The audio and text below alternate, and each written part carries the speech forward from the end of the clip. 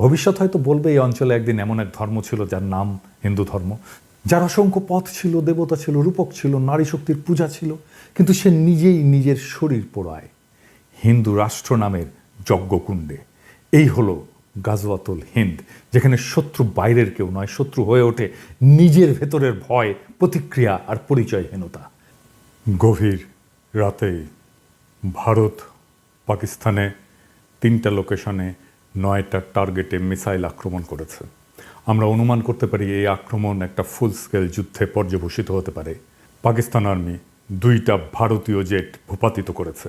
ভারতের মিসাইল আক্রমণে পাকিস্তানের 3জন নাগরিক নিহত হয়েছে, যার মধ্যে একজন শিশু। এই প্রসঙ্গে বহুল আলোচিত গাজওয়াতুল হিন্দ নিয়ে আমরা আজকে কথা বলবো। এইটা এমন একটা ধারণা নিয়ে যেটা একদিকে জিহাদের স্লোগান, আবার অন্যদিকে রাষ্ট্রীয় ভয়ের পুঁজি।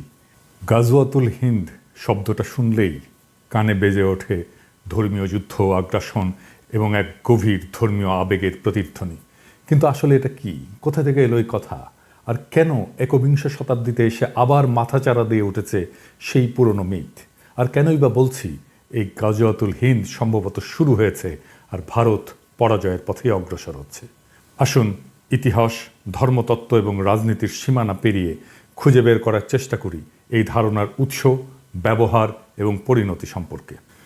গাজওয়াত শব্দটা ইসলামী পরিভাষায় ব্যবহৃত হয় ওই সমস্ত যুদ্ধে যেখানে নবী রাসূল স্বয়ং অংশগ্রহণ করেছিলেন। আর হিন্দ মানে ভারত, এই দুটো শব্দ মিলে দাঁড়ায় হিন্দের যুদ্ধ।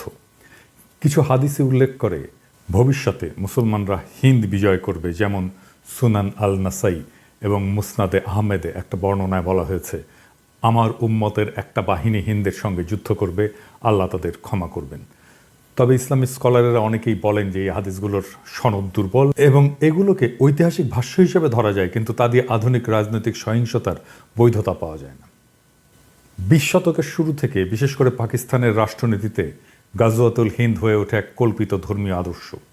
অনেক সংগঠনই তাদের রাজনৈতিক প্রোপাগান্ডায় এই শব্দগুলো ব্যবহার করে বারবার, যেন ভারতের বিরুদ্ধে যে কোনো যুদ্ধ মানেই ইমানের লড়াই। এই ধারণা ব্যবহার করে রাষ্ট্রীয় সহিংসতা, সীমান্ত সন্ত্রাসকে বৈধতা দেওয়ার চেষ্টা করা হয়। আবার পাশাপাশি এই টার্মটাকে ধরেও ভারতের মুসলমানদের সন্দেহের চোখে দেখার সুযোগটাকে সৃষ্টি করা হয়। কিন্তু এটা কি আক্ষরিক অর্থে যুদ্ধ নাকি প্রতীকী যুদ্ধ? সেই যুদ্ধ কি শুরু হয়েছে? আর যদি শুরু হয় তাহলে কিভাবে শুরু হয়েছে? আর এই যুদ্ধের পরিণতি বা কি? আমার মনে হয় এই লড়াই শুরু হয়েছে, আর এটা শুরু করেছে বিজেপি আর আরএসএস এর হিন্দুত্ববাদী রাজনীতি দিয়ে। এই যুদ্ধটা বাস্তবে অস্ত্রের নয়, বরং পরিচয় নির্মাণের যুদ্ধ, যা ভারতীয় উপমহাদেশকে ঠেলে দিয়েছে একত্ববাদের প্রবণতা এবং আত্মবিরোধী সংকটের দিকে। কিভাবে? ইসলামকে মোকাবেলা করতে গিয়ে হিন্দুত্ববাদ হিন্দু ধর্মের আত্মবিনাশ ডেকে আনছে। এমন একটা আত্মঘাতী প্রকল্পে তারা লিপ্ত হয়েছে যা আদতে শেষ বিচারে হিন্দু ধর্মকেই ধ্বংস করে দেবে। হিন্দুত্ববাদ যতটা না ইসলাম বিরোধী, তার চেয়েও বেশি হিন্দু ধর্ম বিরোধী। কারণ ইসলামকে পরাস্ত করতে গিয়ে সে নিজেরই ধর্মকে এমন এক কাঠামোর ভেতরে বন্দি করতে চায় যা ইসলামিক তৌহিদ বা মনোথেইজমের ছায়া। ইসলাম এবং হিন্দু ধর্মের মূল তফাৎ হচ্ছে বহুত্ববাদ বনাম একত্ববাদ। দুই ধর্মের দুই আত্মা। ইসলাম জন্ম থেকে একত্ববাদী এবং তার ইমানের কেন্দ্রে এক এবং অদ্বিতীয় আল্লাহর ধারণা। হিন্দু ধর্ম ঠিক তার উল্টো, সে দাঁড়িয়ে আছে বহুপদ, বহুদেব, বহু সাধনার উপরে। তন্ত্র, যোগ, শাক্ত, বৈষ্ণব, শৈব, অদ্বৈত, এক একটা ধারা, এক একটা জগৎ। ভগবদ্গীতায় কৃষ্ণ বলেছেন যে যে যেভাবে আমাকে চায় আমি সেভাবেই তার কাছে ধরা দিই। এই কথাটাই হিন্দু ধর্মের বহুত্ববাদী হৃদয়। কিন্তু হিন্দুত্ববাদ ইসলামকে পরাস্ত করতে গিয়ে ইসলামিক কাঠামো গ্রহণ করে ফেলে। হিন্দুত্ববাদের মূল সমস্যা হলো এটা ইসলাম বা খ্রিস্টান মতবাদকে প্রতিযোগী ভাবতে গিয়ে তাদের কাঠামোকে নিজের অস্ত্র বানাতে চায়। যেমন এক জাতি, এক ভাষা, এক পরিচয়, এক সংস্কৃতি। এ সমস্ত ধারণা ইসলামী উম্মা বা খ্রিস্টান নেশন স্টেটের ধারণার কাছাকাছি। হিন্দুদের মাঝে ঐক্য প্রতিষ্ঠা করতে গিয়ে সে এক দেবতা, এক আচার, এক ভাষার সন্ধান করে। এই কারণেই সে নিজের ধ্বংস ডেকে আনে। কারণ হিন্দু ধর্ম কখনো ঐক্য দিয়ে টিকে ছিল না, টিকে ছিল সহাবস্থানে। একত্ববাদের দিকে ঝুঁকে পড়া মানেই তৌহিদের বিজয়।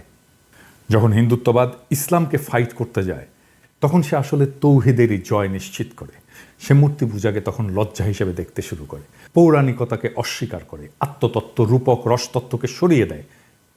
বেদান্তের তৎতম অসি এর বিপরীত তৈরি করে শুদ্ধ হিন্দু পরিচয়ের কাঠিন্য। এইভাবেই হিন্দুত্ববাদ বহুত্ববাদী আধ্যাত্মিকতাকে হত্যা করে, অর্থাৎ হিন্দু ধর্মকেই সে হত্যা করে। এভাবেই মোদি আত্মহননের পথে হিন্দুত্ববাদ দিয়ে হিন্দু ধর্মকে নিয়ে যাচ্ছে। এইভাবেই একদিন হিন্দুত্ববাদ যখন নিজের দেহে একক দেবতার ধর্ম নির্মাণ করবে, তখন সে নিজেই আর হিন্দু থাকবে না, সে হয়ে উঠবে একটা হিন্দু নামধারী ইসলামী রাষ্ট্রীয় কাঠামোর ছায়া, যার মধ্যে থাকবে না সাধনার পথ, থাকবে না দেবদেবী উপাসনা, থাকবে না অবতার তত্ত্ব, থাকবে না উল্টো যুক্তি। সে সময় ইসলাম যদি আসে তাহলে সে বলবে, তুমি তো একত্ববাদকেই বিশ্বাস করো, কিন্তু আমাদের একত্ব অনেক আগে থেকেই পরিণত, তুমি শুধু তার ছায়া, তুমি তাকে অনুসরণ করেছো। এই ছায়া যখন আত্মার আর আশ্রয় দিতে পারে না, তখন মানুষ মূল উৎসের দিকে ফিরে যায়। তখন তৌহিদ শুধু জয়ী হয় না, হিন্দুত্ব নিজেই তাকে তার মঞ্চ প্রস্তুত করে দেয়। তাই গাজওয়াতুল হিন্দ কোনো বাহ্যিক যুদ্ধ নয়, এটা ভারতীয় পরিচয়ের মধ্যে এমন এক আত্মঘাতী দ্বন্দ্ব, যেখানে এক ধর্ম অন্য ধর্মকে মোকাবেলা করতে গিয়ে নিজেকেই তাকে রূপান্তর করে ফেলে। হিন্দুত্ব ইসলামকে হারাতে গিয়ে ইসলামিক কাঠামোকে গ্রহণ করে। এটাই আত্মহনন, এটাই ইতিহাসের সবচেয়ে বড় পরাজয়, যেখানে তুমি যেত না, বরং তোমাকে হারিয়ে অন্য কেউ তোমার জায়গায় দাঁড়িয়ে যায়। আমি যখন রেকর্ড করছি তখন ফ্রান্সে গভীর রাত, ঘড়ির কাঁটা থমকে নেই, কিন্তু সময় থমকে গেছে। ভারত পাকিস্তানের সীমান্তে যুদ্ধের দামামা, আলো নয় কেবল ধোঁয়া। পাকিস্তান দাবি করেছে ভারতের হামলায় নিহত হয়েছে 3 জন নিরস্ত্র মানুষ, একজন শিশু যার হাতে ছিল খেলনা, কোনো বন্দুক না। এটাই কি সেই যুদ্ধ যেটা বহুদিন ধরে গল্পে ছিল, হাদিসে ছিল, প্রপাগান্ডায় ছিল? গাজওয়াতুল হিন্দ, যার কথা একদা বলা হতো একদিন হবে, সেই যুদ্ধ কি আজকে শুরু হলো? নাকি আমরা অনেক আগেই চুপচাপ নিজের ভেতরে সেই যুদ্ধ শুরু করে ফেলেছি? বিজেপি আরএসএস যখন হিন্দু রাষ্ট্র গড়ার নাম করে হিন্দু ধর্মের বহুত্ববাদকে খরচা করে ফেলে, তখন তারা ইসলামকে হারাতে গিয়ে তৌহিদের কাঠামো নিজের ধর্মে বসিয়ে দেয়। আর এভাবেই গাজওয়াতুল হিন্দ কোনো মুসলিম বাহিনীর হাতে নয়, হিন্দুত্ববাদের হাতে ভারতের ভেতরেই শুরু হয়ে যায়। এখন যারা বলবে ভারত জিতেছে, তারা হয়তো মৃতদেহ গুনছে না, কারণ এই যুদ্ধে পরাজয় মানে শুধু শত্রুর জয় নয়, নিজের পরিচয় হারিয়ে ফেলা, নিজের আধ্যাত্মিকতাকে পোড়ানো, নিজের ধর্মকে কাঠিন্যে মুড়ে দেওয়া। হিন্দুত্ব যখন অদ্বৈতবাদ দিয়ে এক পথে হাঁটতে চায়, তখন সে নিজেই নিজের সমস্ত পথ হারায়।